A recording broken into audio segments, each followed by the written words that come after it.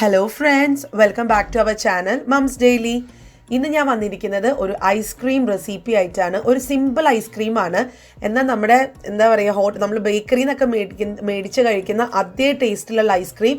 എന്നാൽ ഇതിന് വേണ്ടുന്ന ഇൻഗ്രീഡിയൻസ് എന്ന് പറയുന്നത് വെറും രണ്ട് ഇൻഗ്രീഡിയൻസ് വെച്ചിട്ടാണ് നമ്മളിത് ഉണ്ടാക്കാൻ പോകുന്നത്. അത്രയും സിമ്പിളായിട്ടാണ് ഉണ്ടാക്കുന്നത്. നമുക്ക് പെട്ടെന്ന് തന്നെ എങ്ങനെയാണ് ഇത് ഉണ്ടാക്കുന്നതെന്ന് നോക്കാം.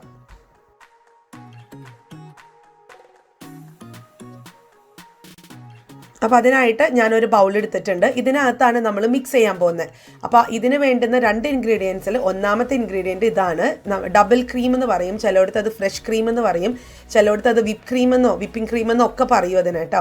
അപ്പോൾ നമുക്ക് കടയിൽ ചോദിച്ചാൽ മതി. നാട്ടിലൊക്കെ ആണെന്നുണ്ടെങ്കിൽ അമുലിൻ്റെ ഫ്രഷ് ക്രീമൊക്കെ നമുക്ക് കിട്ടുന്നുണ്ട്.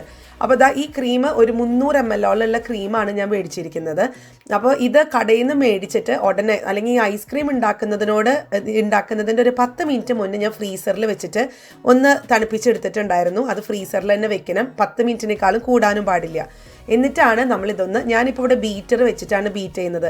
ഞാൻ ഇതിന് മുന്നേ ഇതുപോലെ തന്നെ സെയിം ഐസ്ക്രീം റെസിപ്പി ഞാൻ ഇട്ടിട്ടുണ്ട്. അത് മിക്സിയിൽ എങ്ങനെയാണെന്നുള്ളതാണ് ഞാൻ ഇട്ടിട്ടുണ്ടായിരുന്നത്. അപ്പോൾ അന്ന് തന്നെ എന്നോട് കുറേ പേര് ചോദിച്ചു, മിക്സി മാത്രമേ ഉള്ളൂ, മിക്സി ഞങ്ങൾക്ക് ബീറ്ററുണ്ട് വീട്ടിൽ, ബീറ്ററിലും കൂടെ ഒന്ന് കാണിക്കണം. അതേ സെയിം റെസിപ്പി തന്നെയാണ് ഞാൻ കാണിക്കുന്നത്. അപ്പോൾ ഇങ്ങനെയാണ് ഞാൻ ബീറ്ററിൽ ചെയ്യുന്നത്. ഇതൊരു ഹാൻഡ് ബീറ്ററാണ്, ഒരു കൊച്ചു ബീറ്ററാണ്, നമ്മുടെ കയ്യിലൊക്കെ പിടിക്കാൻ ഒതുങ്ങുന്ന തരത്തിലുള്ള ഒരു ബീറ്ററാണ് കേട്ടോ. ഇതിപ്പോൾ ഞാൻ ഇവിടുത്തെ ഒരു കടയിൽ നിന്ന് മേടിച്ചതാണ്. നാട്ടിലെ പൈസ വെച്ച് നോക്കുമ്പോൾ ഒരു 550 രൂപയാണ്. ഇത് നമുക്ക് കൊച്ചു ആവശ്യങ്ങളല്ലേ ഉള്ളൂ. അപ്പോൾ അതിന് ഈ ഒരു ബീറ്റർ ധാരാളമാണ്.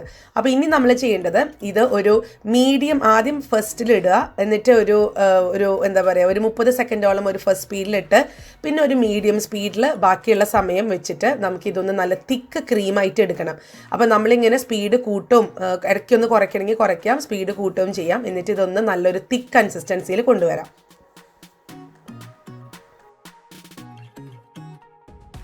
അപ്പോൾ ഇങ്ങനെയാണ് നമ്മുടെ ഒരു ഏകദേശം ഒരു 1.5 മിനിറ്റോളം എടുത്തു. 1.5 മിനിറ്റ് എടുത്തു കഴിഞ്ഞപ്പോൾ നമുക്ക് ഇങ്ങനെയാണ് വന്നിട്ടുള്ളത് കേട്ടോ.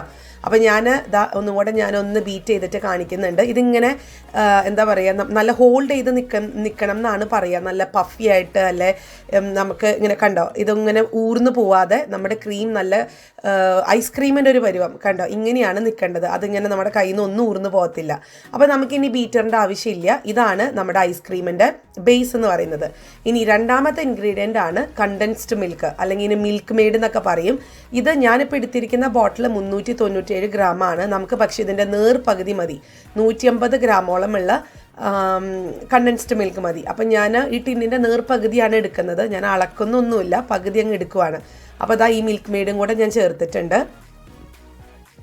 അപ്പോൾ ഞാൻ ഈ മിൽക്ക് മെയ്ഡും കൂടെ ചേർത്ത് കഴിഞ്ഞിട്ട് ഇനി നമുക്ക് ഇതുപോലത്തെ ഒരു സ്പാച്ചുല വെച്ചിട്ടോ അല്ലെങ്കിൽ ഒരു സ്പൂൺ വെച്ചിട്ടോ നമുക്ക് ഇതുപോലെ ഒന്ന് മടക്കി എടുക്കാം.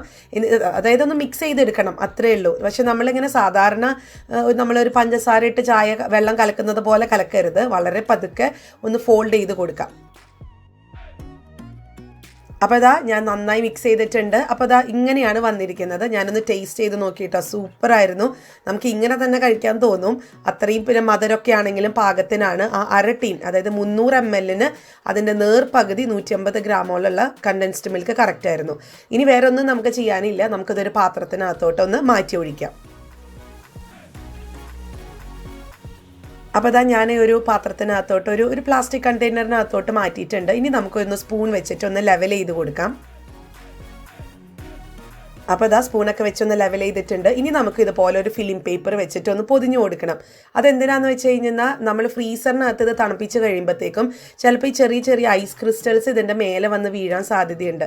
അപ്പോൾ നമ്മൾ എന്തുമാത്രം ടൈറ്റിൽ മൂടി വെച്ചു എന്ന് പറഞ്ഞാലും നമുക്ക് ഈ ഒരു ക്രിസ്റ്റൽസ് നമ്മുടെ ഐസ്ക്രീമിൽ വീണ് അതിച്ചിരി വെള്ളമാവാതിരിക്കാനൊക്കെ ആയിട്ട് ആണ് നമ്മളിതൊരു ലെയർ പോലെ ഇട്ട് കൊടുക്കുന്നത്. അപ്പോൾ ഇനി ഐസ് ക്രിസ്റ്റൽസ് വീണാലും ഇതിൻ്റെ മേലെ വീഴത്തുള്ളൂ. അപ്പോൾ ഞാനിത് അടച്ചിട്ട് ഞാനൊരു 3.5 മണിക്കൂറാണ് ഞാൻ ഫ്രീസറിനകത്ത് ഇത് വെക്കാൻ പോകുന്നത്. എന്നിട്ട് നോക്കാം. അപ്പോൾ ഇവിടെ ഒരു 3.5 മണിക്കൂർ കഴിഞ്ഞു. ഞാൻ 3.5 മണിക്കൂർ വെക്കാൻ കാരണം ഇവിടെ ഒത്തിരി കട്ടയായിട്ട് നമുക്ക് കഴിക്കാനൊക്കെ സ്കൂപ്പ് ചെയ്യാനൊക്കെ ഒത്തിരി ബുദ്ധിമുട്ടായിരിക്കും. പിന്നെ അതുമല്ല, ഇവിടെ കുഞ്ഞുങ്ങൾക്കാണെങ്കിലും ഇച്ചിരി സോഫ്റ്റ് ആയിട്ട് കഴിക്കുന്നതാണ് ഇഷ്ടം.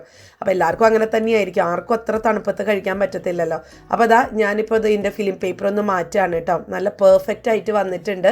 അപ്പോൾ ഞാനൊന്ന് തൊട്ട് നോക്കിയപ്പോഴത്തേക്കും നമുക്ക് ഉടനടി കഴിക്കാൻ പറ്റുന്ന ഒരു പരുവാണ്. ഇനിയിപ്പോൾ നിങ്ങൾക്ക് അതല്ല, നന്നായി തണുപ്പിക്കണമെന്നുണ്ടെങ്കിൽ ഒരു 7-8 മണിക്കൂറൊക്കെ നമുക്ക് ഫ്രീസർ ഫ്രീസറിനകത്ത് വെച്ച് തണുപ്പിക്കാം.